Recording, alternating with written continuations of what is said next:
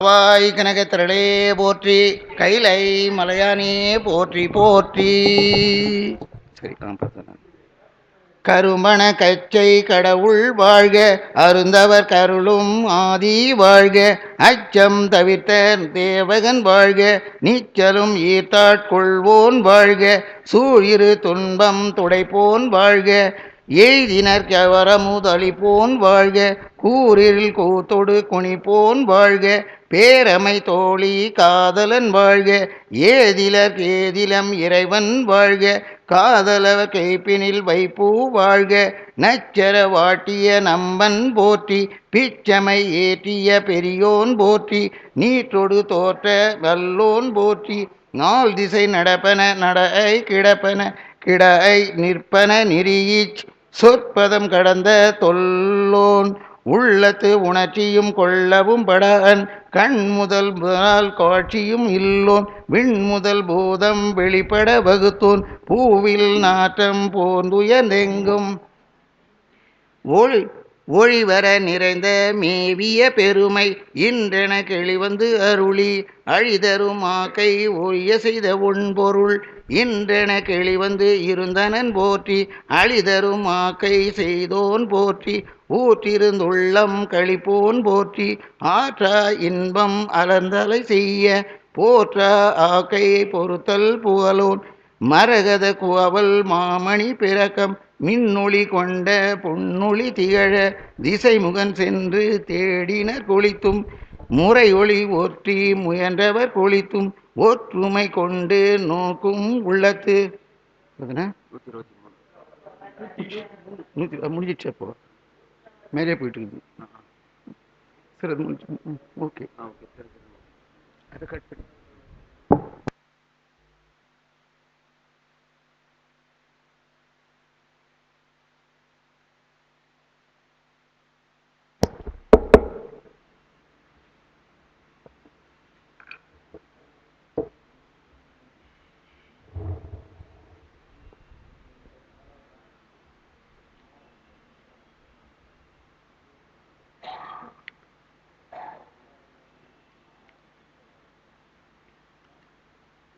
ஞானமே வடிவாகிய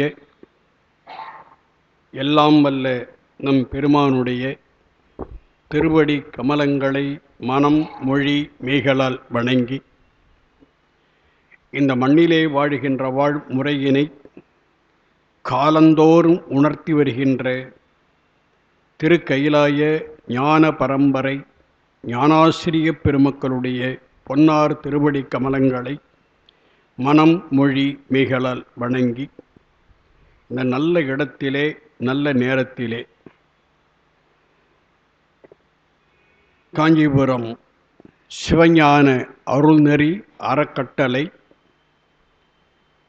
நடத்தி வருகின்ற திருவாசக தொடர் சொற்பொழிவில் இன்றைக்கு திரு அண்டப்பகுதியில் 96வது அடி தொடங்கி 123வது அடி வரை உள்ள அந்த பாடற் பகுதிக்கு உரிய விளக்கத்தினை சிந்திக்க முற்படுகின்றோம். அண்டப்பகுதி என்ற தலைப்பு தொடக்கச் சொல்லாக அமைந்திருக்கக்கூடிய அந்த தொடரையே தலைப்பாக கொண்டது.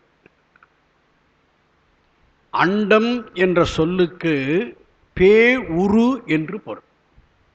எல்லா உலகங்களையும் எல்லா புவனங்களையும் உள்ளடக்கிய பகுதிக்கு அண்டம் என்று பெயர். அதை பெருமான் தான் படைக்கிறார். அப்ப பெருமானுடைய பெருமைக்குரிய செயல் அது. அது மட்டுமல்ல, நம்ம உடம்பு என்ற ஒரு நுண்பொருளையும் படைத்திருக்கிறார். உடம்பின் உள்ளே இன்று வரை அறிவியல் அறிஞர்களால் காண முடியாத சில பகுதிகளும் இன்றைக்கும் இருக்கின்றன. அவையெல்லாம் நுட்பமாக வேலை செய்கின்றன. மிக மிக நுண்ணிய பகுதி அது. எனவே இறைவன் எப்படி விளங்குகிறான் என்றால் பெருமைக்கு பெருமையனாக, நுண்மைக்கு நுட்பனாக விளங்குகிறார். அந்த செய்திகளை எல்லாம் இந்த இடத்துல எடுத்து விளக்கி பெருமானை நாம் புரிந்து கொள்ளுமாறு செய்து, புரிந்து கொண்ட அளவிற்கு அவனை பற்ற வேண்டும் என்கின்ற உணர்வினை எழுப்புகின்ற பகுதிதான் திரு அண்டப்பகுதி. அதில் 95வது வரி வரை நாம் போன மாதம் பார்த்தோம். இந்த மாதத்தில் 96வது வரி தொடங்கி அற்புதமான கருத்துக்களை நாம் சிந்திக்க இருக்கின்றோம். கரும்பச்சை கடவுள் வாழ்க என்று இந்த பகுதி தொடங்குகிறது. கரும்பணக்கச்சை. கரும்பணக்கச்சை என்பதற்கு என்ன பொருள்? பணம் என்றால் படம் என்று பொருள். படமெடுத்து ஆடுவது பாம்பு. அந்த பாம்பு எப்படி இருக்கிறது? கரிய நிறத்தில் இருக்கிறது. எனவே கரும்பணக்கச்சை கடவுள் என்று பேசுகிறார். இந்த கருத்து என்னன்னா, நம்முடைய பெருமான் தன்னுடைய திருமேனியிலே பாம்புகளை அணிந்திருக்கிறார். எதற்காக அப்படின்னு ஒரு கேள்வி கேட்டோம்னா, சித்தாந்த அடிப்படையில் ஒரு விளக்கம் கிடைக்கும். இறைவன் எல்லாம் வல்லவன் என்பதற்குரிய விளக்கம் கிடைக்கும். இந்த உலகத்தை பார்க்கிறோம், கண்ணுக்கு தெரியாத பரப்பு உடைய உலகம். இந்த உலகத்துள்ள பொருளெல்லாம் பார்க்கிறோம், பெரிய பொருள், அரிய பொருள், நுட்ப பொருள் எல்லாம் இருக்கின்றன. ஒரு மிக சிறு அணு அளவில் கிருமிகள் இருக்கின்றன. நன்மை செய்கின்ற கிருமிகளும் இருக்கின்றன, தீங்கு செய்கின்ற கிருமிகளும் இருக்கின்றன. அவையெல்லாம் கண்ணுக்கு தெரியாத வகையில் நுட்பமான உடலை கொண்டிருக்கின்றன. என்ன வியப்புன்னு கேட்டீங்கன்னா, அந்த கண்ணுக்கு தெரியாத நுட்ப உடலிலேயும் 36 தத்துவங்கள் இருக்கின்றன. மறந்துடக்கூடாது. அப்ப பெருமான் எவ்வளவு பெரிய ஆற்றலுடையவன்! அதெல்லாம் நம்முடைய திருமுறைகள் சொல்லுகின்றன. இவ்வளவும் நம்ம எண்ணி பார்க்கின்ற போது உயிரின் உடம்புகள், உலகம் என்பதே ஒரு உயிரியின் உடல். அது நம்ம பூமாதேவின்னு சொல்லிட்டு இருக்கிறோம். அப்ப இந்த உலகம் என்பது ஒரு பெண்மகள். அப்ப இவ்வளவு உடம்புகளும் தான் உலகம், உலகம்தான் உடம்பு, உடம்பு தான் உலகம். அதனாலதான் ஒரு பழமொழி உண்டு, அண்டத்தில் உள்ளதுதான் பிண்டத்திலையும் இருக்குது, பிண்டத்தில் இருக்கிறதா அண்டத்திலையும் இருக்கிறது. இவ்வளவுக்கும் மூலப்பொருள் எது என்றால் மாயை. அந்த மாயையை குறிக்கின்ற குறியீடுதான் பாம்பு. கருத்து என்னன்னு கேட்டா, நாம மாயையை தொட்டா அது நமக்கு மயக்கத்தை தரும். இறைவன் தொட்டால் இறைவனை அதனால் மயக்க இயலாது. என்ன காரணம்? இறைவன் இயல்பாகவே ஞானம் உடையவன். கற்று ஞானம் பெறுபவர்களெல்லாம் சில நேரங்களில் வீழ்ந்து விடுவார்கள். ஆனால் சிவபெருமானுக்கு வீழ்ச்சி என்பது எக்காலத்தும் இல்லை. ஏனெனில் அவனுடைய ஞானம் என்பது இயல்பு. இந்த மாயையை பயன்படுத்தித்தான் இந்த உடம்புகளை அவன் படைக்க வேண்டும்.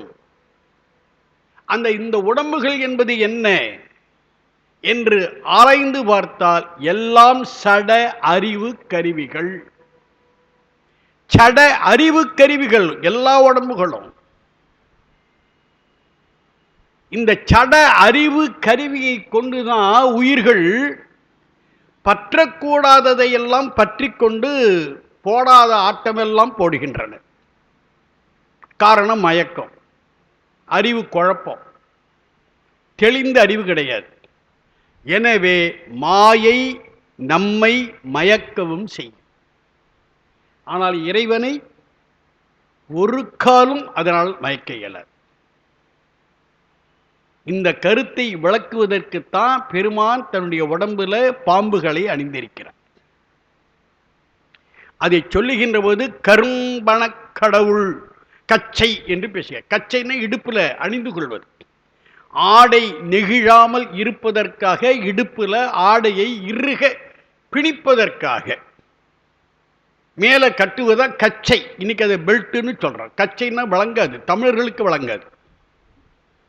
அந்த அளவிற்கு தமிழர்களுக்கு தமிழ் அறிவு இருக்கிறது. பெல்ட்னா வழங்கும். அப்போ பெருமான் என்ன பண்ணா, அவன் தான் நமக்கு வழிகாட்டி. ஆடை அணிந்தால் அது இடுப்புல அணியணும். அது ஆணா இருந்தாலும் சரி, பெண்ணா இருந்தாலும் சரி. அணிந்திருக்கக்கூடிய ஆடை அவிழக்கூடாது, நிகழக்கூடாது. அந்த அளவிற்கு ஆடையை இறுக்கமாக இடுப்புல கட்டணும். சில பேருக்கு அவிழும், நெகிழும். அதற்காக தான் கச்சை கட்டுக, பெல்ட் போடுகிறார்கள். பெருமான் தான் வழிகாட்டி. அவன் புலித்தோல் ஆடையை அணிந்து மேல பாம்புனால ஒரு கச்சை அணிந்திருக்கிறார். அப்படி பேசுகிறார். அப்ப என்ன பொருள் இதுக்கு? மாயையின் குறியீடு பாம்பு என்றால் அந்த பாம்பு அவன் கட்டுப்பாட்டில் இருக்கும் என்பது கருத்து. அவனை மீறி அந்த மாயையால் எதுவும் செய்ய இயலாது. இந்த கருத்தை நமக்கு உணர்த்துவதற்காக இந்த வரியை நம்முடைய மணிவாசகர் சொல்லுகிறார். கரும்பண கச்சை கடவுள் போற்றி. இன்னொரு நுட்பமாக திருவாசகத்தை ஆராய்கின்றவர்கள் இன்னொரு நுட்பமான கருத்தை சொல்லுகிறார். வியந்து போக வேண்டியதாக இருக்கிறது. நம்முடைய உடம்பு ஒரு அண்டம். இந்த உடம்புல உயிர் இருக்கிறது. பெருமான் தான் உள்ள வச்சிருக்கிறான் உயிரை. இது பக்கம் அடையணும், தகுதி அடையணுங்கிறதுக்காக. அதுக்காக உடம்புல எவ்வளவோ பொருள்களை வச்சிருக்கிறான். அதுல ஒரு பொருள் என்னன்னு கேட்டீங்கன்னா முதுகந்தண்டு. அந்த முதுகந்தண்டுக்குள்ளாக ஒரு நாடி ஓடுகிறது. அதற்கு சுழி முனை நாடி என்று பெயர். அது நம்முடைய மூலாதாரத்தில் தொடங்கி உச்சித்தலை வரை போகிறது. அந்த நாடி வழியாகத்தான் உயிரானது கீழிருந்து புருவ நடுவிலிருந்து கீழே இறங்குகிறது. இறங்கிய உயிர் மறுபடியும் மேலே ஏறுகிறது.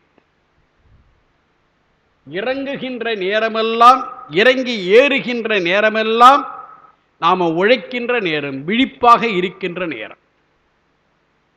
அந்த உயிர் கொப்பூழில் அல்லது அதுக்கு கீழே உள்ள மூலாதாரத்தில் போய் ஒடுங்கிவிடும் என்றால் அதுதான் உறங்கும் நேரம்.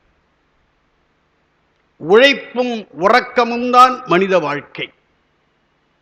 இதெல்லாம் எதற்காகன்னா, உயிர் இந்த உலகத்தில் வினையாற்றி வினைப்பயனாகிய இன்ப துன்பத்தை அனுபவித்து அனுபவித்து ஒரு பக்குவம் அடையணும். அதற்காக அதை பக்குவம் அடைந்த உயிர் என்ன ஆகும் அப்படின்னு கேட்டீங்கன்னா, இந்த முதுகந்தண்டில் உள்ள சுழிமணி நாடியாக மேலே ஏறி அதற்கு பிறகு இறங்காது இருந்து புருவ நடுவில் இருந்து உச்சித்தறிக்கு உச்சித்தலிருந்து 12வது அங்குலத்தில் இருக்கக்கூடிய மீதானம் என்ற இடத்தை அடையும். எந்த உயிர் அவரவர் உடம்புல மீதானத்தை அடைகிறதோ அந்த உயிருக்கு என்ன பெயர் தெரியுமா? பெரியவனான் சொல்லுகிறது சிவன் அடியார் என்று பெயர். இன்னொரு வகையில் வழக்கணும் ஜீவன் முத்தர் என்று பெயர். சிவனடியார் என்றாலும் சீவன் முத்தர் என்றாலும் ஒன்றுதான். அங்க போய் நிற்கும் அந்த உயிர். அது எப்படி நிற்கும்? அதுக்கு ஒரு விளக்கம் கொடுக்கிறார்கள் உரையாசிரியர்கள். நம்முடைய கொப்பூழ் என்று ஒரு பகுதி இருக்கிறது அல்லவா? தொப்புள் இப்ப நம்ம சொல்றோம். கொப்பூழ் நல்ல தமிழ் வழங்காது. தொப்புள் என சினிமாக்காரன் பயன்படுத்துகிற வார்த்தை. அந்த கொப்பூழுக்கு கீழே நம்முடைய பெருமான் 32 அங்குலம். அங்குலம்னா ஸ்கேலை வச்சு அளக்கக்கூடாது. நம்முடைய சுண்டு விரல்ல 2 ரேகைகளுக்கு இடைப்பட்ட பகுதிக்கு அங்குலம் என்று பெயர். அதனால 32 அங்குலம் சுற்றளவுடைய ஒரு சிவலிங்கமாக கொப்பூழ்கிற அவரவர் உடம்புல இருக்கிறான். இந்த உடம்பை இன்னும் ஆழ்ந்து கூர்ந்து பார்த்தால் சுழுமுனை நாடிக்கு இடப்பக்கமும் வலப்பக்கமும் 2 நாடிகள் இருக்கின்றன. வலநாடி இடநாடி என்று பெயர். அவை ரெண்டும் தான் பாம்பு. அந்த பாம்பு என்ன செய்யணும், இந்த சிவலிங்கத்தை சுற்றி சிவலிங்கத்து மேல தலையை வச்சு தலையை கீழ் நோக்கி வைத்திருக்கும். இந்த நிலைக்கு தூங்குகின்ற பாம்பு என்று பொருள். இந்த பாம்பு தூங்கிக்கிட்டு இருக்கிற வரையிலோ மனிதர்கள் எப்படி வாழ்வார்கள்? உழைப்பார்கள், உறங்குவார்கள், இரண்டுக்கும் இடையில உண்பார்கள், இவற்றுக்காக உழைப்பார்கள். இதுதான் வாழ்க்கை. இப்படியே செய்திருந்தா என்ன ஆகும்? பிறக்கணும், சாகணும், செத்தா பிறக்கணும், பிறந்தா சாகணும், வேற வழி கிடையாது. அப்போ உயிர் உய்தி அடையணும்னா இந்த சுழிமனைகளை மேலே ஏறி உச்சித்தலைக்கு வந்து மீதானத்துக்கு உயிர் போகணும். அப்படி போக வேண்டும் என்றால் இந்த சிவலிங்க வடிவத்தில் இருக்கக்கூடிய பெருமான் நமக்கு அருள்பாலிக்கிறது. மிக நுட்பமான கருத்து இதெல்லாம். இயக்கம் என்பது வெப்பத்தினால் நிகழ்வது. எந்த உயிருக்கு ஞான வெப்பம் வருகிறதோ அப்பொழுது இந்த சிவலிங்கத்தில் இருக்கக்கூடிய ஞான ஒளி வெளிப்படும். அப்படி வெளிப்பட்டால் மூலாதாரத்தில் இருக்கக்கூடிய ஓங்காரம் என்ற குண்டலினி மேலே எழும்பும். அப்படி மேலே எழும்புகின்ற போது உயிரையும் தூக்கி கொண்டு போகும். அந்த கருத்தை விளக்குவதற்குத்தான் கரும்பன கச்சை கடவுள் வாழ்க என்று போற்றுகிறார் என்று சில நுட்பமான உரையாசிரியர் விளக்கம் தருகிறார்கள். அப்ப பெருமான் என்ன பண்ண, வெளியேயும் பாம்பு அணிந்திருக்கிறான், நமக்கு உள்ளேயும் பாம்பு வச்சிட்டு இருக்கிறான். பாம்பு நன்மை செய்கிறது, நாம் புரிந்து கொள்ளலை. இது ஒரு தத்துவார்த்தமான விளக்கம். அதுக்கு அடுத்த வரியை பார்த்தீங்கன்னா, அருந்தவர்க்கு அருளும் ஆதி வாழ்க என்று வாழ்த்துகிறார். பெருமானை வாழ்த்துவது என்பது பெருமானை போற்றி வணங்குவது என்று பொருள். அந்த பெருமானை வணங்குங்கள் என்று சொல்கிறார். அருந்தவர்க்கு என்று பேசுகிறார். அரிய தவத்தை மேற்கொள்கின்றவர்களுக்கு என்று பொருள். அப்ப தவம் என்றால் என்ன என்று அடுத்த கேள்வி வரும். ஒரு 2 நிமிடம் இதை முடிச்சிடலாம்.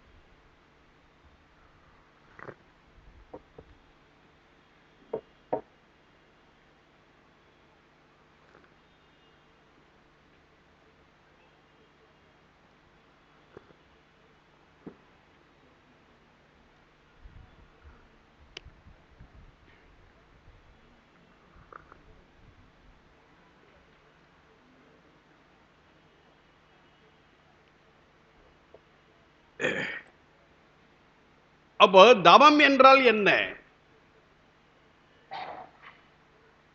இறைவனை பற்றுவது தவம். அதுதான் தவத்துக்குரிய வழக்கம். இறைவனை பற்றினால் என்ன ஆகும்? உண்மையாகவே பற்றினால் இறை குணங்கள் நம்மிடத்தில் வந்துடும். வந்தால் நாம் என்ன செய்வோம்? யாரையும் பகைக்க மாட்டோம், யாருக்கும் தீங்கு செய்ய மாட்டோம். ஒரு கால் மற்றவர்கள் நமக்கு தீங்கு செய்தால் அந்த தீங்கினை பொறுத்துக் கொள்வோம். யார் சொல்ற? வள்ளுவர் தான் சொல்றார். அப்போ தவசி என்பவர் பிறர் கொடுக்கின்ற துன்பங்களுக்காக அவர்களை பகைக்க மாட்டார்கள், பொறுத்துக் கொள்ளுவார்கள். அதுதான் தவம். உற்ற நோய் நோன்றல் உயிர்க்கு உருகன் செய்யாமை அற்றே தவத்திற்கு உரு. இது வேதம், திருக்குறள், வேதாகமம். அப்ப இறைவனை பற்றினால்தான் இந்த நிலையை அடைய முடியும். இப்ப இறைவனை பற்றுவது எப்படி? அடுத்த கேள்வி. இந்த இறைவனை பற்றுவதற்காகவே இறைவன் உடம்பை படைத்து நமக்கு கொடுத்திருக்கிறான். இந்த உடம்பை கூர்ந்து பார்த்தோன்னா பல உண்மைகள் வழங்கும். இந்த உடம்புல கண்ணுன்னு ஒன்று இருக்குது. கண்ணால பொருளை பார்க்கிறோம். பொருள் என்பவை எல்லாம் உருவம்தான். நம்முடைய திருக்கோயிலில் பெருமான் சிவலிங்கம் என்ற அருவுருவ திருமேனியில் எழுந்தருளி இருக்கிறான். அந்த திருமேனியை கண்ணால நம்ம பார்க்க முடியும். உண்மையாகவே அவன் எழுந்தருளுகின்ற அருவுருவ திருமேனியை நம்ம கண்ணால பார்க்க முடியாது. ஏன்னா அது அருவுருவம். கோயில் இருக்கிறது அந்த அரு உருவத்தினை கல்லிலே வடித்திருப்பது. அதனால அதை பார்க்க முடியும். எதுக்கு கோயிலுக்கு போகிறோம்? இறைவனை பற்றுவதற்காக. கண்ணால பார்க்கணும். அந்த பெருமானை பார்த்து பார்த்து பல முறை பார்த்து பார்த்து என்ன ஆகும்னு கேட்கிறோம். அந்த இறைவனுடைய திருமையினை கண்ணு வழியா உள்ள போயிடும். அது எங்க இருக்கும்? நம்முடைய நெஞ்சிலேயே இருக்கும். அந்த திருமேனி. இப்படி பல நாள் பழகிட்டோம்னா கோயிலுக்கு போகாமல் ஓரிடத்தில் இருக்கின்ற பொழுதே அந்த பெருமானை நிறைந்தால் அந்த பெருமான் நம்முடைய உள்ளத்தில் அதே தோற்றத்தில் காட்சி கொடுப்பான். அதுதான் சரியை என்ற வழிபாடு, அதுதான் சரியை என்ற தபம். இப்படியே வழிபாடு பண்ணிட்டு இருக்கக்குள்ளார நமக்கு ஒரு ஆசை வராதா? கண்ணாலேயே பார்த்து கொண்டிருந்த எப்படி அந்த திருமேனியை தொட்டு அங்கே நீராட்டி அதுக்கு அலங்கரித்து அதுக்கு ஒரு அர்ச்சனை பண்ணா எவ்வளவு நல்லா இருக்கும். இப்படி எண்ணம் வருமா வராதா? வந்தா கோயிலுக்குள்ள நம்மளை விடுவானா? ஏன் விடமாட்டேங்கிறான்? நம்முடைய சைவத்தை, நம்முடைய தமிழினை நாம் மறந்தோம். அதனால கருத்துக்கள் எல்லாம் மாறிவிட்டன, முறை மாறிவிட்டது. நம்முடைய பெருமக்கள் சிவ சித்தர்கள் ஒரு கருத்தை சொன்னார்கள். பெருமான கோயிலில் தானே போய் பார்க்க முடியாது, உன்னுடைய வீட்டில் பெருமான எழுந்தருள பண்ணு. இப்ப வீட்டில் ஏன் பூசை அறை இருக்கிறது? இந்த காரணத்தினாலதான். அந்த பூசை அறையில பெருமான ஒரு விக்கிரக திருமேனியில் எழுந்தருள பண்ணி அதை நம்ம தொட்டு நீராட்டி அலங்கரித்து அர்ச்சனை பண்ண முடியாதா? அப்படி பண்ணினால் அது எதனால் செய்வது? கைகளால் செய்வது, கைகளால் இறைவனை பற்றுவது. அதுக்கு கிரியைன்னு பேர். இந்த ரெண்டும் செய்ய செய்ய செய்ய பெருமானை பற்றிய உணர்வு நினைவு மனசில் இருக்குமா இருக்காதா? தொடர்ந்து இருக்கும், இருக்கணும். மணிவாசக பெருந்தகை ஒரு அரிய கருத்தினை சொல்லுகிறார். இமைப்பொழுதும் என் நெஞ்சில் நீங்காதான், ஒரு நொடி கூட நம்முடைய நெஞ்சை விட்டு பெருமான் நீங்க மாட்டான். இதை உணர்ந்து கொண்டால் நாம் அவனை விட்டு நீங்கலாமா? ஒரு நொடி நேரம் கூட அந்த பெருமானை விட்டு நாம நீங்க கூடாது. அப்ப என்ன, அவனை மறக்க கூடாதுன்னு அர்த்தம். அப்படி மறக்காமல் இருப்பதுதான் மனத்தால் இறைவனை பற்றுவது. இது யோகம்னு பேர். இதுக்கு அடுத்த நிலை சரியை, கிரியை, யோகம், ஞானம். இப்ப ஞானம்னா என்ன? உள்ளே இருக்கக்கூடிய உயிர் இந்த கண்ணால், கைகளினால், மனத்தால் பற்றி பற்றி பற்றி. நம்முடைய சுந்தரமூர்த்தி சுவாமிகள் சொல்லுவது போல, நான் மறந்தாலும் என்ன மறக்காது. அந்த நிலையை அடைஞ்சிட்டோம்னா உயிர் தன்னுடைய இச்சையால் இறைவனை பற்றும். அதுதான் ஞானம். இச்சையால் இறைவனை பற்றுகின்ற பொழுதுதான் இறைவனுடைய குணங்கள் நம்மீது படியும்.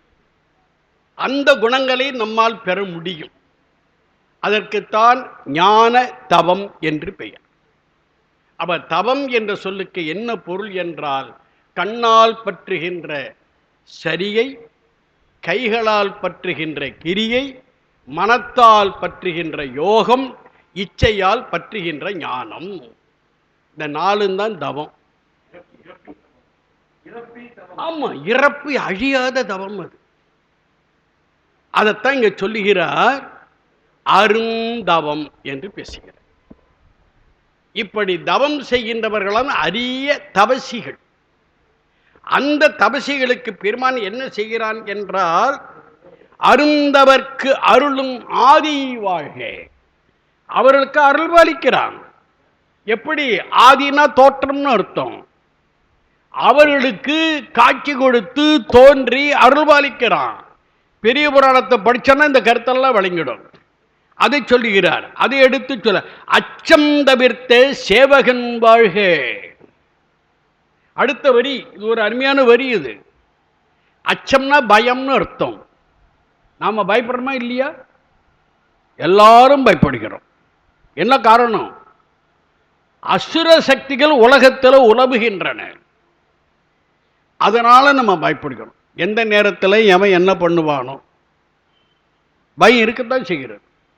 வீட்டை விட்டு வெளியில போறோம், உயிரோட திரும்பி வருவோமா? உறுதியெல்லாம் கிடையாது. விதி இருந்தால் வருவோம், இல்லை என்றால் போவோம், அவ்வளவுதான். இப்ப நம்மளை காப்பாற்றுவது யாரு? பெருமான் ஒருத்தன் தான் காப்பாற்றணும். அதுதான் நம்முடைய பெருமக்கள் எல்லாம் அஞ்சேல் என்று அருளாய் என்று பெருமானிடத்தில் விண்ணப்பிக்கிறார்கள். அப்ப நமக்கு அச்சம் வரும் என்றால் இந்த அச்சத்தை நாம் எப்படி தவிர்த்துக் கொள்வது? இறைவனை உள்ளுக்குள்ளாக பற்றி கொண்டுதான் அச்சத்தை தவிர்க்க முடியும், வேற வகையில் முடியாது.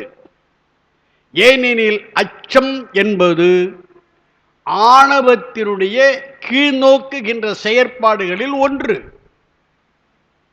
அந்த ஆணவம் என்பது ஒரு அசுர சக்தி, அது சடசக்தி. ஆனால் இறைவன் ஞான சக்தி. எனவேதான் இறைவனுடைய ஞான சக்தியை அவனை பற்றி கொள்வதன் வாயிலாக நாம் பெற்றுவிடுவோம் என்றால் உலகத்தில் அச்சமின்றி வாழலாம். வாழணும். அப்படி வாழ்பவன் தான் சைவ தமிழன். அப்பரடிகள் சொல்லுகிறார், என்ன சொல்ல? அஞ்சுவது யாதொன்றும் இல்லை, அஞ்ச வருவதும் இல்லை. எப்படி அவரால் பாட முடிஞ்சது? இறைவனை இச்சையால் பற்றி கொண்டிருக்கிறார், அதனால பாட முடிந்தது. அந்த கருத்தை இங்க சொல்றாரு. அச்சம் தவிர்த்த சேவகன் வாழ்க, அச்சம் தவிர்த்த ஆற்றலோன் வாழ்கன்னு பாடல. அவன் பேராற்றல் உடையவன். ஆனாலும் பெருமான் என்ன பண்றான்? அவனை பற்றுகின்ற அடியவர்களுக்கு ஒரு அடியவனாக சேவம் செய்ய வருகிறான். பெரிய புராணம் சொல்லி சுந்தரபுர சுவாமியில் வாழ்க்கையில் இது மிக பெரிய அளவில் நடக்கிறது. அவன் சேவகனாக வருவான், நமக்கு ஒரு பணியாளாக வருவான், நமக்கு என்ன தேவையோ அவற்றையெல்லாம் செய்து கொடுப்பான் என கருத்தெல்லாம் சொல்லுகிறார். அச்சம் தவிர்த்து சேவகன் வாழ்க. அப்புறம் சொல்லுகிறார், நிச்சலும் ஈர்த்து ஆட்கொள்வோன் வாழ்க. நிச்சலம்னா தினந்தோறும் அர்த்தம். தினந்தோறும் நம்ம வாழ்கிறோம், தினந்தோறும் அவன் தான் நம்மை காப்பாற்றுகிறான். எப்படி ஈர்த்துங்கிறார். பெருமான் ஈர்ப்பான். நமக்கு கொஞ்சம் நாட்டம் இருந்ததுன்னா, இவ்வளவு பிறவி கொடுத்த பிறகும் கடவுள் இல்லை, இல்லவே இல்லைன்னா அவன் நம்மகிட்ட நெருங்கவே மாட்டான். சைவம் சொல்லுகிறது, இது ஞான பூமி, இறைவன் உழவுகின்ற இடம் இந்த மண். இவற்றையெல்லாம் புரிந்து கொண்டால் அவன் நம்மை நாள்தோறும் ஈர்க்கிறான் என்பதையும் புரிந்து கொள்ள முடியும். அவனுடைய ஈர்ப்பை நாம் புரிந்து கொண்டால் அவனை நம்மால் சார முடியும். அதனால நாம் அவனை சாருவதற்காகத்தான் பிறந்திருக்கிறோம். அப்படி சார வைக்கின்ற செயலை தினந்தோறும் செய்கிறான் என்று மணிவாசகர் சொல்லுகிறார். அதை அடுத்து சொல்லுகிறார், சூழிரும் துன்பம் துடைப்போன் வாழ்க. சூழிரும் துன்பம், நம்மை துன்பங்கள் சூழ்ந்து கொண்டிருக்கும். நிறைய காரணங்கள். அடிப்படை காரணம் நம்முடைய வினை. நாம் செய்த வினையை நாம் அனுபவித்து தான் ஆகணும். திருந்துகின்ற வரையிலும் அனுபவித்து தான் ஆகணும். அவை வினை பயனாகிய துன்பம் வரும். அது மட்டுமல்ல, சுயநலம் உடையவர்கள் நம்மிடமிருந்து நம்முடைய நலத்தினை வாங்குவதற்காக, நம்முடைய உடைமையை, நம்முடைய உரிமையை வாங்குவதற்காக நமக்கு தொல்லை கொடுப்பார்கள். இன்றைக்கு நேற்றல்ல, சங்க காலத்தில் ஒரு புலவன் பாடுகிறான். என்ன பாடுறான்? ஒருவரை ஒருவர், ஒருவனை ஒருவன் அடுதலும் தொலைதலும் இவ்வுலகத்து இயற்கை பண்டும் புதுவதன்றே. ஒருத்தன் இன்னொருத்தரோட சண்டை போட்டு அவனை அழிக்கிறதெல்லாம் இது உலகத்து இயற்கைப்பா, இது ஒன்றும் புதுசு இல்லை, அந்த காலத்திலிருந்து அப்படிதான் இருக்குதுங்கிறான் அவன். அது உண்மையும் கூட. ஏன்? அடுத்த கேள்வி கேட்கணும், கேட்டால் பதில் வரும். எந்த மனிதர்கள் இந்த பிறவியிலேயும், மனித பிறவியிலேயும், இறைவனை பற்ற வேண்டிய இந்த மனித பிறவியிலேயும் இறைவனை மறந்துவிட்டு ஆணவத்தை பற்றி கொண்டிருக்கிறார்களோ அவர்கள்தான் பகைப்பார்கள். அதைத்தான் அந்த புலவன் சொல்லுகிறான். ஒருவனை ஒருவன் அடுதலும் தொலைதலும் இவ்வுலகத்து இயற்கை பண்டும் புதுவதன்றே என்று பேசுகிறார். அப்ப என்ன நடக்கும்? நம்முடைய வினைப்பயனாலும் நம்முடைய பகைவர்களுடைய சுயநலத்தினாலும் நமக்கு துன்பம் வரத்தான் செய்யும். அப்படி வருகின்ற பொழுது அந்த துன்பம் துடைப்போன் இறைவனை பற்றி கொண்டால் நம்முடைய துன்பத்தை எல்லாம் அவன் போக்கி விடுவான். அப்படிப்பட்டவனை துதித்து நாம் வழிபடுவோம் என்று சொல்கிறார். அதை அடுத்து பார்த்தீங்கன்னா, எய்தினர்க்கு ஆரமுது அளிப்போன் வாழ்க. எய்தினர் என்றால் இறைவனை அடைந்தவர்கள், தவத்தினால் இறைவனை பற்றுகின்றவர்கள். அவர்களுக்கெல்லாம் பெருமான் நினைச்ச ஆர் அமுது, நிறைவான அமுது. நம்முடைய வள்ளல் பெருமான் சொல்லுவது போல மரணமிலா பெருவாழ்வு. அந்த மரணமிலா பெருவாழ்வு என்கின்ற அரிய அருள் அமுதத்தை அவன் நமக்கு அளிப்பான். கூறிரும் கூத்தொடு குறிப்போன் வாழ்க. இந்த நிலையை நமக்கு உண்டாக்க வேண்டும் என்பதற்காக பெருமான் படைத்தல் முதலிய ஐந்தொழிலை ஆற்றுகிறான்.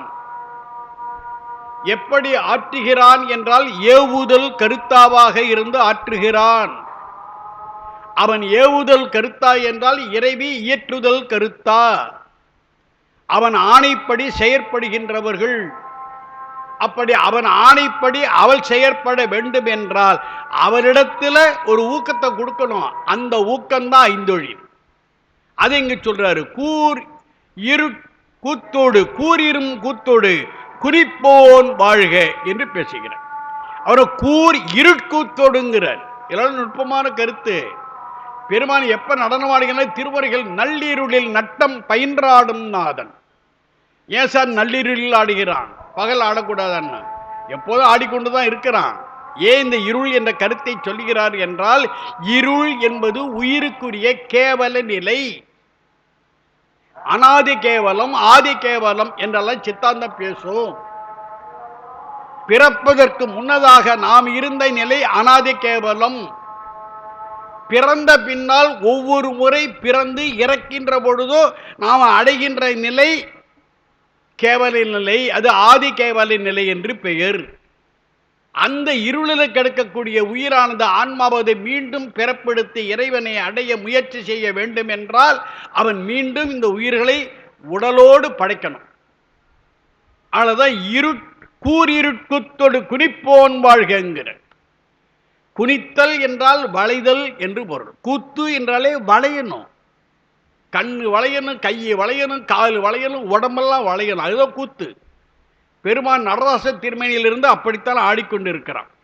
அதை சொல்லுகிறார். அதை எடுத்து ஏதிலற்கு ஏதில் எம் இறைவன் வாழ்க என்று சொல்லுகிறார். பேரமை தோழி காதலன் வாழ்க. பேரமை தோழி என்று இறைவியை குறிக்கிறார். தோழி என்றால் தோழியினை உடையவள் என்று பொருள்.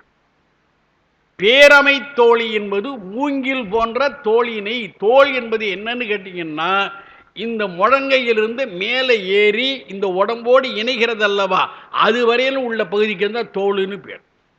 இப்போ நாம் என்ன புரிஞ்சிருக்கிறோம், இந்த இடத்த தோல் நினச்சிக்கிட்டு இருக்கிறோம். இதெல்லாம் கருத்து பிழை.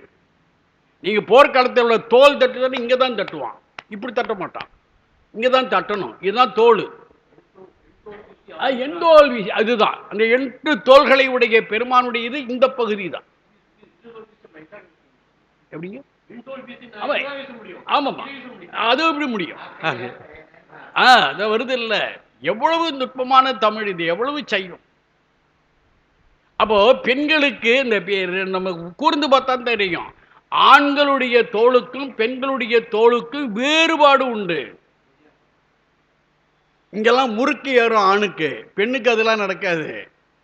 இந்த மூங்கில் கொம்பை பார்த்தீங்கன்னா தெரியும், 2 கணுக்களுக்கு இடையில இந்த மூங்கில் ஏற்பு சமமாக இருக்கும். அதுபோல தான் பெண்களுடைய தோல் இருக்கணும். என்ன காரணம்? இதெல்லாம் சிந்திக்கணும். இந்த இடத்துல முறுக்கரிச்சனா சும்மா இருக்க மாட்டான், பம்பு பண்ணிக்கிட்டே இருப்பான். ஏன் போர் செய்கிறார்கள் ஆண்கள்? இந்த காரணத்தினால. அது வேற, சும்மா இருக்காது.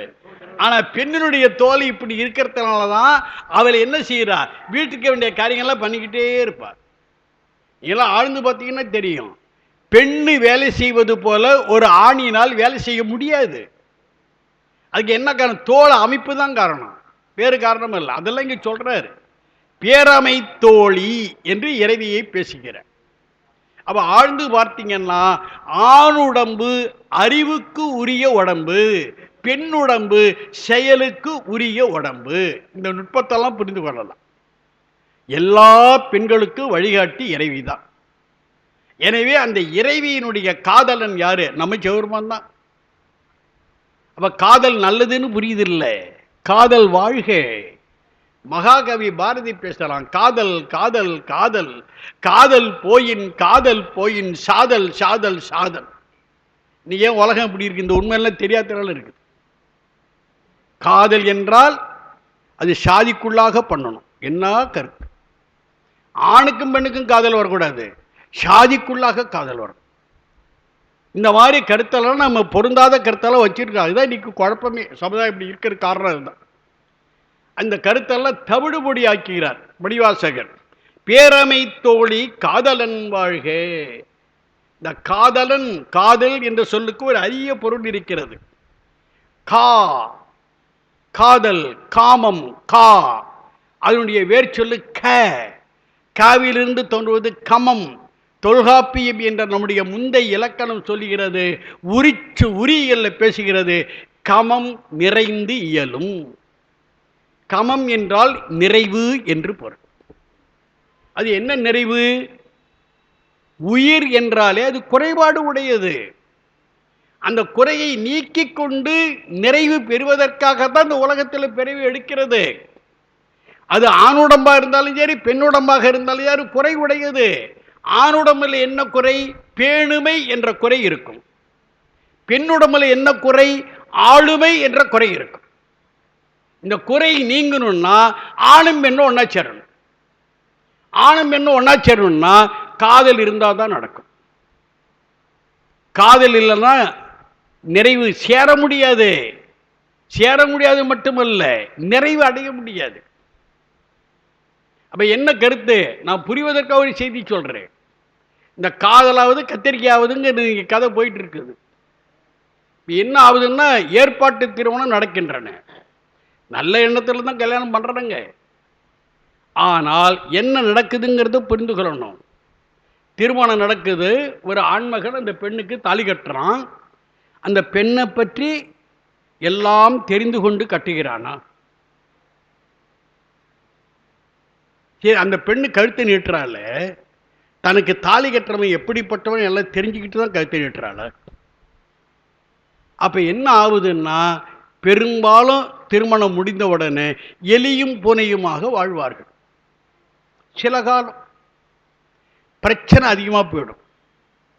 அப்ப அவன் சொல்லுவான், தாங்க முடியாம கத்துவான், இவ்வளவு மோசமான பொம்பளைன்னு தெரிஞ்சிருந்தா நான் தாலி கட்டி இருக்க மாட்டேனே.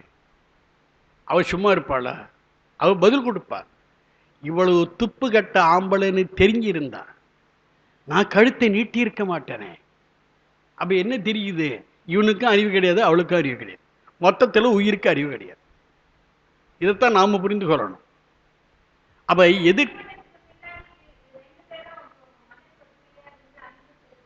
அதுக்காக தான் திருமணமே, அதுக்காக தான் திருமணம், அதுக்காக தான் காதல். அது இப்ப நடக்க மாட்டேங்கிறது அர்த்தம். அது காதல் திருமணம், ஏற்பாட்டு திருமணமோ. பல திருமணங்கள் நல்ல இல்லற வாழ்க்கையை கொடுக்கவில்லை. அப்ப என்ன தெரியுதுன்னு கேட்டீங்கன்னா, இன்றைக்கு வழக்கு மன்றத்தில் டைவர்ஸ் என்ற வழக்கு, மன முறிவு என்ற வழக்கு அதிகமாக வந்து கொண்டிருக்கிறது. இவற்றை பற்றியெல்லாம் கவலைப்படுவதற்கு சமுதாய தலைவர்கள் இந்த சமுதாயத்தில் இல்லை. இப்ப நம்ம இதெல்லாம் எங்கிருந்து எடுக்கிறோம்? இந்த இந்த இந்த காதல் என்ற சொல்லிலிருந்து எடுக்கிறோம். அவ்வளவு அருமையான தமிழ் இது. அப்புறம் சொல்லுகிறார், ஏதிலர்க்கு ஏதில் எம் இறைவன் வாழ்க என்று பேசுகிறார். ஏதிலர் என்று சொன்னால் ஏதும் இல்லாதவர் என்று பொருள். யாரும் இல்லாதவர், ஏதும் இல்லாதவர், அவர்களுக்கு கடவுளும் இல்லை. எனவே அவர்கள் கடவுளை மறுப்பார்கள். கடவுள் என்று ஒருவர் இல்லை. அப்படி இருந்திருந்தால் உலகம் இப்படி இருக்குமானெல்லாம் கேள்வி கேட்பாங்க. இதெல்லாம் பக்குவ குறைவினால் அப்படி கேள்விகள் கேட்பார்கள். பெருமான் என்ன சொல்றான்?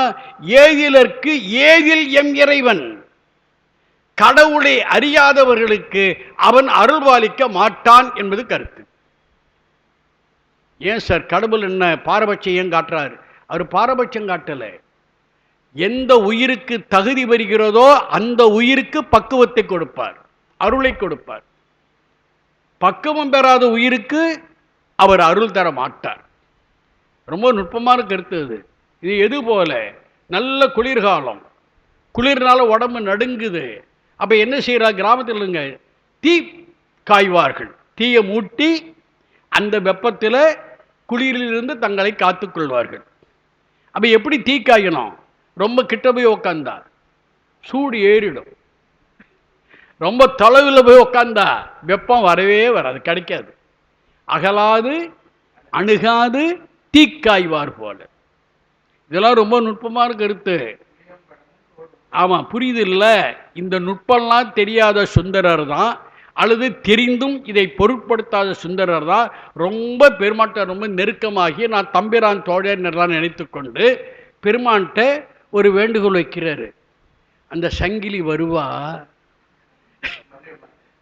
ஆனா நான் பொய் சத்தியம் தான் பண்ணுவேன், அதனால நான் பண்ணுகின்ற நேரத்தில் நீ கருவறையில் இருக்காத.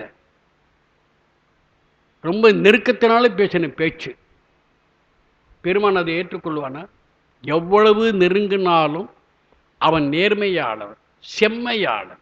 அவன் சொன்னா நேர சங்கிலிட்டு போய் ஒரு விஷயத்தை சொல்லிட்டான். அவன் இந்த மாதிரி கேட்பான், வாங்கிட்ட உன்னை அழைச்சிக்கிட்டு கருவறைக்கு வருவான், வா கருவறைக்கு வா, அங்கே போய் நான் சத்தியம் பண்ணி சொல்லணும்னு சொல்லுவான். என்கிட்ட என்ன சொல்லியிருக்கிறான் அவன், நான் சத்தியம் பண்ணக்குள்ளார நீ கருவறையில் இருக்கக்கூட போய் மகிழ மரத்தில் போய் உட்காந்துக்கணும்னு சொல்லியிருக்கிறான். அப்போ நான் அவன் சொன்னதுனால நான் மகிழ மரத்தில் இருந்தால் உட்காரணும். ஆனால் நீ என்ன பண்ணணும், அவன் உன்னை கருவறைக்கு கூப்பிடுகின்ற போது நீ சொல்லணும், இதுக்கெல்லாம் யாராவது கருவறைக்கு போவாங்களா, இந்த மகிழ மரத்திலேயே சத்தியம் பண்ணி நீ சொல்லு. அவ கதை என்ன தெரியுது அப்படின்னா, இறைவனுக்கு தம்பிரான் தோழர் என்று மிக நெருக்கமாக போனால் இந்த தோல்வியை சந்திக்கத்தான் வேண்டும். இறைவனே இல்லை, கடவுள் இல்லை இல்லை என்று ஓடினால் அவருக்கு இதே மாதிரி கேட்கிறது. அதைத்தான் இங்க சொல்லுகிறார். ஏதிலர்க்கு ஏதில் எம் இறைவன் வாழ்க, காதலர்க்கு எய்ப்பினில் வைப்பு வாழ்க. காதலர்னா உண்மையான அன்பு உடைய பக்தர்கள். அவர்களுக்கு எய்ப்பினெல்லாம் தளர்ச்சின்னு அர்த்தம். உலகத்தில் வாழ்கின்ற பொழுது ஏதோ ஒரு காரணத்தினால் தளர்ச்சி வரும், முதுமையினாலும் வரும், வறுமையினாலும் வரும். அப்படி வருகின்ற பொழுது எய்ப்பினில் வைப்பு, நல்ல தமிழ் சொல்லு. இன்னைக்கு அது என்ன பொருளையும் கேட்டீங்கன்னா, நம்ம பேங்க்ல பணத்தை சேமிச்சு வைக்கிறோம், அதுக்கு என்ன ஒரு பேர் உண்டு, டெபாசிட் பண்ண. அதுல பல வகை இருக்குல்ல, எஃப்டின்னு ஒன்று சொல்றோமே, பிக்சட் டெபாசிட், அதுதான் எய்ப்பினில் வைப்பு. நம்முடைய பண சேமிப்பில் இருந்துன்னா நமக்கு கஷ்டம் வருகிறத நாம எடுத்து செலவு பண்ணலாம். பெருமானுடைய அருள் எப்படி அடியார்களுக்கு பக்தர்களுக்கு, அது எய்ப்பினில் வைப்பு, எஃப்டி, பிக்சட் டெபாசிட்ங்கிறார். அப்படி தளர்ச்சி வருகின்ற போது அந்த தளர்ச்சியை போக்கிக் கொள்வதற்கு இறைவனுடைய அருள் என்ற நிதியை நாம் எடுத்து பயன்படுத்தலாம். அதை சொல்லுகிறேன். அவனை நச்சு அரவு ஆட்டிய நம்பன் போற்றி. பாம்பு என்பது விஷத்தை உடையது. பாம்போடெல்லாம் விளையாடக்கூடாது. விளையாண்டா ஒரு நாள் பாம்பினாலேயே சாகணும். ஆனால் பெருமான் என்ன பண்ணுறான், பாம்போட தான் விளையாடுறான். அவனுக்கு சாவு கிடையாது. என்ன காரணம், அந்த விஷத்தை முறிக்கக்கூடிய அமிர்தத்தை வைத்திருப்பவன். அதனால அவனுக்கு பாம்பினாலும் சாவு வராது. கருத்து என்ன, மாயையை அவன் தொட்டு பயன்படுத்துகிறான், மாயையினால் அவனுக்கு பாதிப்பு இல்லை என்பது கருத்து. அதை சொல்றார். அதை எடுத்து சொல்கிறார். பிச்சு எமை ஏற்றிய பெரியோன் வாழ்க. பிச்சுன்னா பைத்தியோன்னு அர்த்தம். பைத்தியத்துக்கு என்ன பொருள்னு கேட்டா, தீராத அன்பு என்று பொருள். பெருமான் மீது தீராத அன்பு வந்துவிடும் என்றால் அவர்கள் எப்படி இருப்பார்கள், மணிவாசகரை போலத்தான் இருப்பார்கள். மணிவாசகரை இன்றைக்கு நாம் போற்றுகிறோம், ஆனால் மணிவாசகர் வாழ்ந்த காலத்தில் எத்தனை மக்கள் போற்றி இருப்பார்கள். அவரே ஒரு இடத்துல சொல்றாரு, இந்த உலகம் என்ன பேய்ங்கும் பைத்தியங்கும், அப்படிதான் உலகம் சொல்லும். எனவே அந்த பைத்தியம் பேய் என்பதெல்லாம் இறைவன் மீது கொண்டிருக்கக்கூடிய தீராத பக்தி. அதை பெருமான் அருளுவான். பிச்சு எமை ஏற்றிய பெரியோன் போற்றி. அடுத்து சொல்கிறார், நீற்றோடு தோற்ற வல்லோன் போற்றி. நீருனா திருநீர். நம்ம தேவார பதிகத்தில் பார்த்தது போல அனாதி நீர், ஆதி நீர், பௌதிக நீர். அந்த நீர் நமக்கு என்ன சொல்லிக் கொண்டிருக்கிறது, நிலையாமை என்ற தத்துவத்தை உணர்த்தி கொண்டே இருக்கிறது, ஒழுங்கா இருக்கிறதுக்காக. இவ்வளவு சொத்து சேர்த்துட்டோம், 2000 கோடி சேர்த்தாச்சு, 7 தலைமுறைக்கு கவலையே இல்லை. நினைச்சிட்டு இருக்காத, நாளைக்கு என்ன ஆகுன்னு தெரியாது. இந்த 2000 கோடி செல்லாத காசா மாறிடும் ஒரே நாள். அதனால ரொம்ப நம்பிக்கிட்டு இருக்க முடியும். எல்லாமே நிலையற்றது, அதை புரிஞ்சுக்கிட்டா போதும். அது மட்டுமல்ல, இறைவனுடைய அருள்தான் திருநீர். திருநீர் அணிய அணிய இறைவனுடைய அருளை பெற்றுவிடலாம் என்பது உட்கருத்து. எனவே அதை சொல்லுகிறார், நீற்றொடு தோற்ற வல்லோன் போற்றி, நடப்பன நடாய் கிடப்பன கெடாய் நிற்பன நெறி சொற்பதம் கடந்த தொல்லோன். மிக அருமையான நுட்பமான கருத்து. நடப்பன நடாய் அப்படின்னு ஒரு வரி இருக்குங்களா?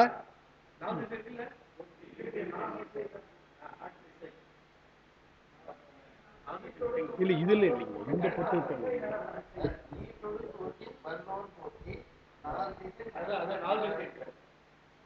சரி, இந்த புத்தகத்தை நான் தர்மயாதின பதிப்பில் இல்லை, இருந்தாலும் ஒன்றும் தப்பு இல்லை. 4 திசைனா 4 பக்கமும் அர்த்தம். அப்போ உலகம் முழுவதும் அர்த்தம். கருத்து சரியா தான் வருகிறது.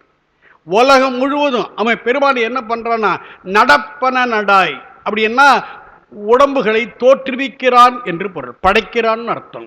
கிடப்ப அதுக்கு அடுத்தபடி சொல்லுகிறார், கிடப்பன கெடாய் அப்படிங்கிறார். கிடப்பன கெடாய்னா அழியும்னு அர்த்தம், அழித்தல் தொழில் அர்த்தம். நிற்பன நெறி அப்படின்னா காக்கிறான். அந்த காலம், ஆயுட்காலம் முடிகின்ற வரையிலும் எந்த பொருளும் அழியாது, இருந்து கொண்டு இருக்கும். அப்ப நடப்பன நடாய் கிடப்பன கெடாய் நிற்பன நெறி 4 திசை என்பது என்ன கருத்துன்னா, உலகம் முழுவதும் உயிர்களுக்குரிய உடம்புகளை படைக்கிறான், காப்பாற்றுறான், அழிக்கிறான். எப்படி செய்கிறான்? சொற்பதம் கடந்த தொல்லோன். ரொம்ப நுட்பமான கருத்து. சொல்லினால்தான் இவற்றையெல்லாம் அவன் செய்கிறான். இதெல்லாம் சித்தாந்த கருத்து. இப்போ உயிரானது நம்ம முன்னால சொன்ன மாதிரி இந்த சூழ்மனை நாடியில உச்சி தலைக்கு போய் அங்கிருந்து மீதானத்துக்கு போகுதுன்னா ஒரு நுட்பம் இருக்கிறது. நம்முடைய மணிவாசக பெருந்தகை போன்றவர்கள் எல்லாம் உச்சி தலைக்கு மேல பயணம் செய்தவர்கள். நுட்பமாக புரிந்து கொள்ளணுதெல்லாம். இதற்கு பேரு துரியம்னு பேரு. இந்த இடத்துக்கு இது துரிய அதீதம், இது துரியம். துரிய அதீதம் இங்கிருந்து தொடங்கும். அருளாளர்களுடைய ஞான அனுபவங்கள் எல்லாம் துரிய அதீத நிலை.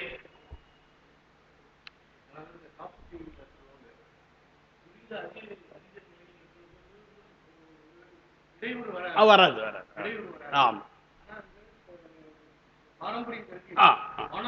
ஆமா, உண்மைதான் உண்மைதான் உண்மை. அந்த கருத்தெல்லாம் உண்மைதான். ஆனால் இந்த இடத்துல நம்ம என்ன பார்க்கணும்னா, மணிவாசகருடைய அனுபவம் என்பது துரிய அதீத நிலை ஞான அனுபவம். துரிய அதீத நிலையில் இந்த உடம்பை கடந்திருக்கிறார்கள். அப்போ இந்த பொறி புலன்களை எல்லாம் கடந்துட்டாங்க. இப்போ அவர்களுக்கு வாயெல்லாம் வேலை செய்யாது, பேச்சு வராது. அப்ப பேச்சு வரலன்னா அந்த ஞான அனுபவத்தை நாம் எப்படி புரிந்து கொள்வது? அதுதான் பெருமானை என்ன பண்றான், மணிவாசகரை துரிய அதீத நிலைக்கு கொண்டு போய் ஞான அனுபவங்களை அனுபவிக்க வைத்து அந்த அனுபவ உண்மைகளை எல்லாம் மற்ற மக்கள் தெரிந்து கொள்ள வேண்டும் என்பதற்காக அந்த அனுபவ உணர்வோடு அந்த பெருமானை துரிய நிலைக்கு இறக்கி விட்டுருக்கிறான். இந்த துரிய நிலைக்கு வந்துட்டா பேசலாம், உடம்பெல்லாம் இயங்கும். அப்ப நுட்பமாக என்ன தெரிந்து கொள்ளணும், உயிர் இறைவனை நோக்கிய பயணத்தில் இந்த சுழுமணி நாடியில் மூலாதாரத்தில் தொடங்கி உச்சி தலைவரில் வந்துடும். இது பொருள் உடம்பு. இதுக்கு மேல 12 அங்கலம் அது சொல் உடம்பு. அங்க மணிவாசகருடைய இந்த ஞான உணர்வு மட்டும்தான் இருக்கும், அங்கெல்லாம் பேச்சு கிடையாது. அந்த பேசா அனுபூதின்னு ஒன்று சொல்றாருல, அதுதான் அந்த நிலை. இந்த பேசா அனுபூதியை பெறணும்னா இவற்றையெல்லாம் கடக்கணும், 12 அங்கலத்தை கடக்கணும். அது ஒரு பெரிய செய்தி. திருமந்திரத்தில் இந்த செய்தியெல்லாம் விரிவாக பேசப்படுகிறது, அதை யாரும் ஆழ்ந்தெல்லாம் பார்க்கறது இல்லை. அப்ப என்ன ஆகும்னு கேட்டீங்கன்னா, இந்த ஞான அனுபவத்தை மற்ற மக்களும் புரிந்து கொள்ள வேண்டும் என்பதற்காகத்தான் பெருமான் மணிவாசக பெருந்தகைக்கு துரிய அதீத அனுபவ உங்களை எல்லாம் கொடுத்து அதை மக்களுக்கு சொல்ல வேண்டும் என்பதற்காக அந்த உணர்வோடு துரிய நிலையில கீழே இறங்க வைத்து பேச வச்சிருக்கிறோம். அப்ப நாம என்ன புரிந்து கொள்ளணும்னா, சொல் இல்லாமல் பொருள் இல்லை. இந்த இடத்துல ஒரு சொற்பதம் கடந்த தொல்லோங்கிறார்.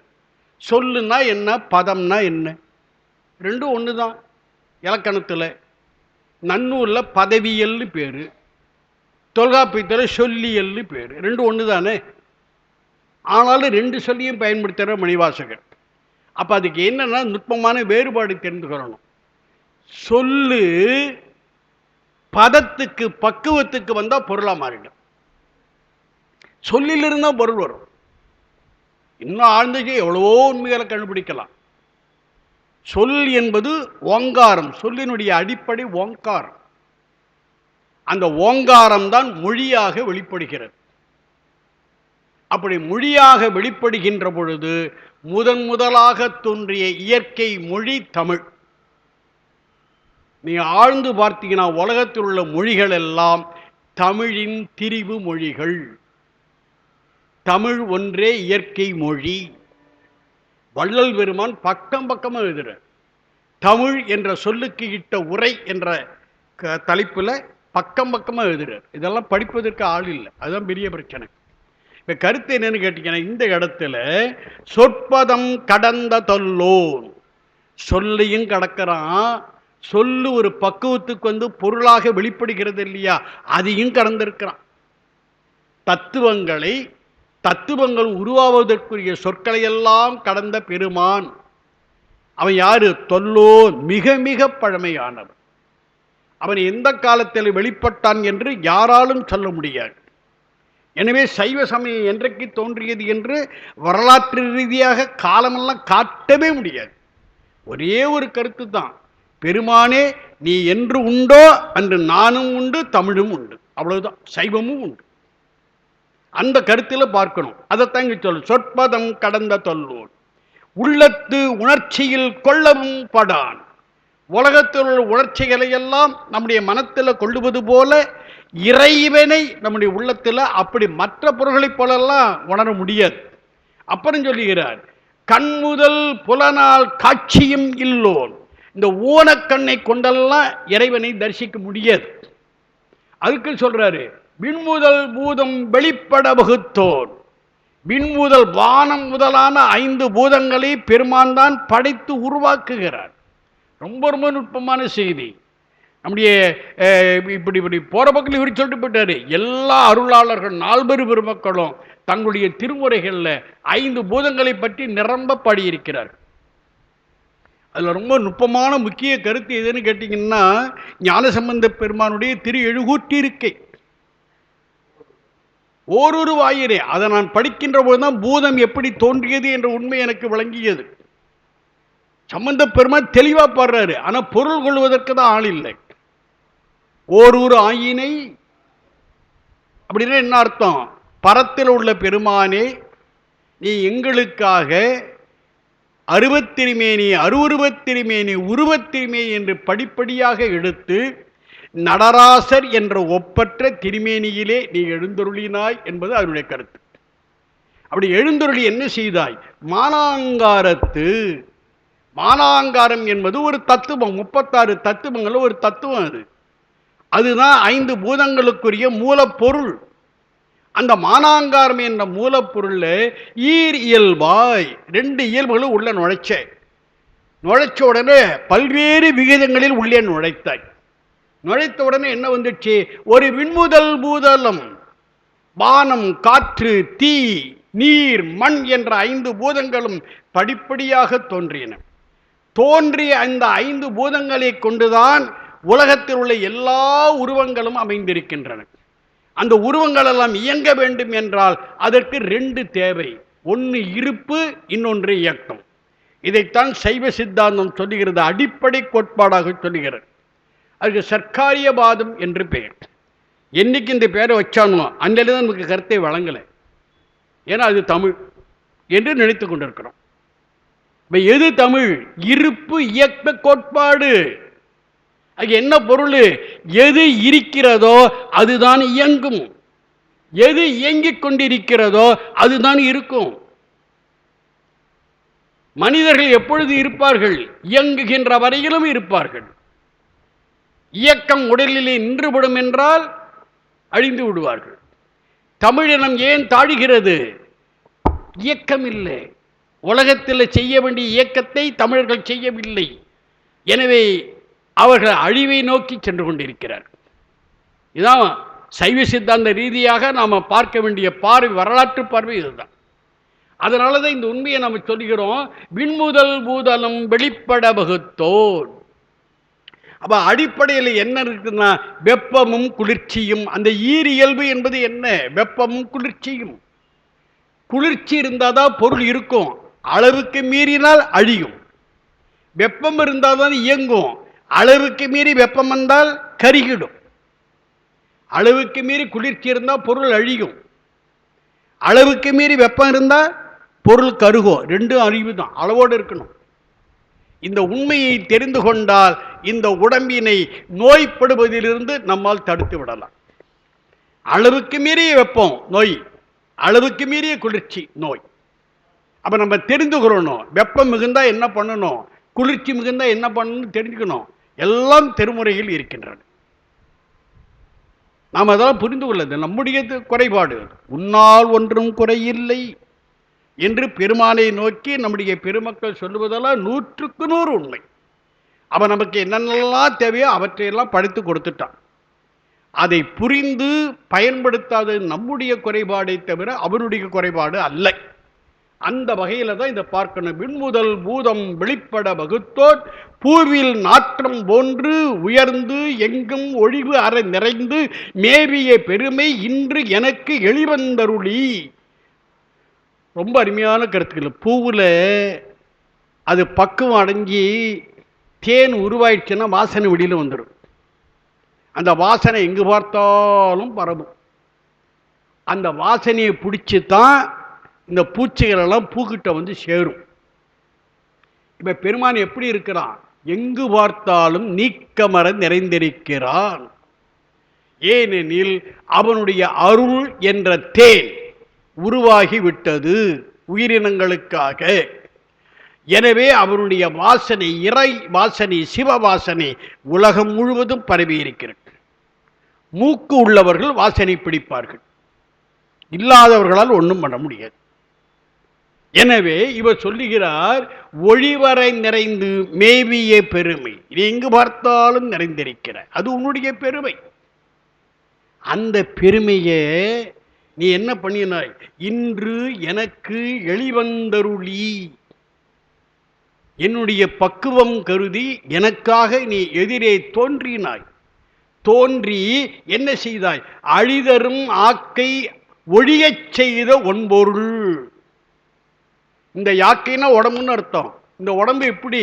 இது பிறக்கும் சாகும். பிறந்த உடம்புகளெல்லாம் சாகாமல் இருப்பதற்கு வாய்ப்பே கிடையாது. அதை சொல்றார். அழிதரும் ஆக்கை, இந்த ஆக்கையை ஒழியச் செய்த. அப்படின்னா சாகடித்தன்னு பொருள் இல்லை. இது சாகாமல் இருப்பதற்குரிய வழி. இப்ப என்ன நுட்பம் இதில் இருக்கிறது? இப்ப சாவுன்னா என்னன்னு தெரிஞ்சுக்கணும். சாவுன்னா வேற ஒன்றும் இல்லை. இந்த உடம்பில் இருக்கக்கூடிய உயிர் வெளியே போச்சுன்னா, திரும்பி வராத அளவுக்கு வெளியில போச்சுன்னா உடம்பு என்ன ஆகும்? மண்ணில் விழுந்துடும். நிலத்தில் உடம்பு விழுந்தால் அது சாவு. அப்படி சாவுன்னு வந்த பிறகுதான் அந்த உடம்பை எரிக்கிறார்கள் அல்லது புதைக்கிறார்கள், அதை சமாதி கட்டுகிறார்கள். இப்போ என்னுடைய கேள்வி என்னன்னா, ஞானசம்பந்தருடைய சமாதி எங்கே? மணிவாசகருடைய சமாதி எங்கே? நீங்க ஆழ்ந்து சிந்திக்கணும், ஒரு உண்மை வழங்கும். அவங்க உடம்பு கீழே விழலை, எனவே சமாதி கிடையாது. கீழே விழலைன்னா என்ன ஆச்சு? அடுத்த கேள்வி. இந்த உடம்பு 5 பூதங்களால் ஆனது. அவர்கள் எப்பொழுது திருவடிப்பேறு பெறுகிறார்களோ அப்பொழுது அந்த உடம்பில் உள்ள 5 பூதங்களும் உடம்பிலிருந்து வெளிப்பட்டு அதனுடைய மூலப்பொருளோடு போய் சேர்ந்து கொள்ளும். எனவே அந்த உடம்பெல்லாம் கீழே விழாது. அதான் கருத்து. இதில்லை. அதைத்தான் இங்கே சொல்றாரு. அழிதரும் ஆக்கை ஒழியச் செய்த ஒன் பொருள். ஒன்றுன சிறந்தன்னு அர்த்தம். மிகச்சிறந்த பொருள் இறைவன் ஒருவன் தான். எனவே அழிதரும் ஆக்கை ஒழியச் செய்த ஒன்பொருள் இன்று எனக்கு எளிவந்து இருந்தனன் போற்றி. மணிவாசகர் குதிரை வாங்கத்தான் போனாரு. சிவபெருமான பார்க்கறதுக்கெல்லாம் அவர் வரல, குதிரை வாங்க போனாரு. ஆனால் உள்ளுக்குள்ளார பக்குவம் இருந்தது, அது பெருமானுக்கு தெரிந்தது. அதனால என்ன பண்ணா, அப்படி குதிரை வாங்க போயிட்டு இருந்த ஒரு ஆளை ஈர்த்து அருளினான். ஈர்த்து என்னை ஆட்கொண்ட எந்தை பெருமான் அவரே பாடுறார். இதெல்லாம் முழு உண்மை. அதனால்தான் அவர் கருத்து இருக்கிறேன், குருவை தேடிக்கிட்டு யாரும் போகக்கூடாது. குருவை பெறுகின்ற தகுதி உனக்கு வரும் என்றால் குரு உன்னை தேடிக்கொண்டு வருவார். அதுதான் சைவ கருத்து. குருவை தேடிக்கிட்டு போனா போலி குருமார்களைத்தான் அடைய முடியும். அவர்களை அடைந்தால் எல்லாவற்றையும் எழுந்துவிட வேண்டியது, வேறு வழியே கிடையாது. இன்னைக்கு உலகம் அப்படித்தான் இருக்கிறது. எனவே இன்று எனக்கு எளிவந்து இருந்தனன் போற்றி, அழிதரும் ஆக்கை செய்தோன் போற்றி. அழிதரும் ஆக்கை, அருமையான கருத்து. அழி என்ற சொல்லுக்கு என்ன பொருள்? கருணை, இரக்கம் என்று பொருள். அந்த இரக்கை எப்படி வரும்? அன்பு மிகுதியானால் அது கருணையாக மாறும். அருள் என்னும் அன்பையின் குழவி திருக்குறள் பேசுகிறது. அப்போ அந்த மிகுதியான அன்பு வந்தா என்ன ஆகும்? உடம்பு நெகிழும். கட்டுடலாக இருந்து உலகத்தில் வாழுகின்ற உடம்பு அந்த கட்டுடலோடு இருந்தால் இறைவனுடைய திருவடியை அடையாது, அது நெகிழணும். அது நெகிழ வேண்டும் என்றால் அன்பு மிகுதியாகணும். அன்பு மிகுதியானால் இறையருள் வாய்க்கும். அதுதான் அழிதரு ஆக்கை, அதை செய்தோன் போற்றி என்று இறைவனை போற்றுகிறார். இதற்கு அடுத்தாறு போல ஊற்றிருந்து உள்ளம் கழிப்போன் போற்றி. எப்படி மண்ணில் நீர் ஊறி வருகிறதோ அதுபோல இந்த மணிவாசகர் போன்ற அடியார்களுடைய உடம்பிலிருந்து உள்ளே இறைவனுடைய திருவுருள் என்ற ஊற்று ஊறிக்கொண்டே இருக்கும். அப்போ அவருடைய உள்ளம் எப்படி இருக்கும்? களிப்பாக இருக்கும். களிப்பு என்பது என்ன? மகிழ்ச்சி அல்ல, இன்பம் அல்ல, இவற்றையெல்லாம் கடந்த பெருநிலை இன்பம். அது பெருமகிழ்ச்சி. அதுக்கு களின்னு பேர். நம்முடைய சொல்லு எப்படி வந்ததுன்னா, கல்லு குடிச்சா களிப்பு வரும். கல்லிலிருந்து வந்தது களிப்பு. ஆனா எந்த கல்லுன்னு தெரிஞ்சுக்கணும். இயற்கையாக எடுக்கின்ற தென்னங்கல்லு, பனங்கல்லு, இதை குடிச்சா களிப்பு வரும். இன்னைக்கு அதைத்தான் தமிழகத்தில் தடை செய்து வைத்திருக்கிறார்கள். அது வேறு அரசியல். அப்ப என்ன சொல்லுகிறார்? உண்மையான களிப்பு என்பது இறை அருள் என்ற களிப்பு. அந்த களிப்பு அந்த உடம்புக்குள்ளாக அது ஊறிக்கொண்டே இருக்கும். அதை அவர்கள் அறிந்திக் கொண்டே இருப்பார்கள். எனவே களிப்பாக இருப்பார்கள். ஞானசம்பந்தர் அப்படித்தான் இருந்தார், மணிவாசகர் அப்படித்தான் இருந்தார். ஆற்றா இன்பம் அலர்ந்து என்ன சொல்றாருன்னா, அதை செய்ய அப்படிங்கிறார். ஆற்றா இன்பம் என்று ஒரு வார்த்தையை போடுறார். அது என்ன அர்த்தம்னா, துன்பத்தை பொறுக்க முடியாதது போல இன்ப மிகுதியையும் உடலால் தாங்க முடியாது. உடலுக்கு ஒரு அளவு தான் உண்டு தாங்குகின்ற சாந்தி. இன்பமோ துன்பமோ அதுக்கு மேல அதால் தாங்க முடியாது. இப்ப மணிவாசகர் பெற்ற இறையருள் இன்பம் இருக்கிறதே, அவருடைய மானிட சரீரத்தால் தாங்க முடியாத ஒன்று. அதை சொல்றாரு, ஆற்றா இன்பம் அலர்ந்து அலை செய்யங்கிறார். அப்ப அலை செய்தெல்லாம் என்ன அர்த்தம்? கடல்ல தோன்றுகின்ற அலை கரைக்கு வந்து மோதும். அப்ப கருத்து என்ன என்றால், அந்த மகிழ்ச்சி உடம்பு முழுவதும் பரவும்.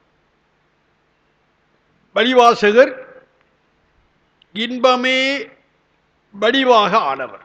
அதை சொல்றார். இத்தகைய பெருமான் போற்றா ஆக்கையை பொறுத்தல் புகழே. பெருமானே, நீ இன்பத்தை வாரி வழங்குகிறாய். ஆனால் இந்த மானிட சரீரம் கொண்டு இந்த இன்பத்தை என்னால் தாங்க முடியல. எனவே இந்த போற்றா ஆக்கையை, உன்னுடைய அருள் இன்பத்தை தாங்க முடியாத இந்த உடம்பினை பொறுத்தல் புகழேன் என்கிற. இனிமேலும் என்னால் பொறுத்து கொண்டிருக்க முடியாது. உன்னுடைய அருள் இன்பத்தை அனுபவிக்க வேண்டும் என்றால் உன்னுடைய திருவடியை அடைய வேண்டும். அந்த திருவடியில உன்னுடைய அருளினால் அருள் உடம்பை பெற்று நான் அனுபவிக்கணும். இந்த மானிட சரீரத்தை கொண்டு அனுபவிக்க இயலாது. எனவே போற்றா ஆக்கை என்ன சொல்றாரு? பொறுத்தல் புகழேன் அப்படிங்கிற இந்த பொறுக்க முடியாத தகுதியுடைய இந்த உடம்புல என்னால் இனிமேலும் புகுந்து கொண்டிருக்க இயலாது. அப்ப என்ன கேட்கிறாரு? திருவடி பேரை கொடுத்திருப்பாங்கிற. இதுதான் அவருடைய விண்ணப்பம். எனவே இந்த அளவோடு நிறைவு செய்கிறேன்.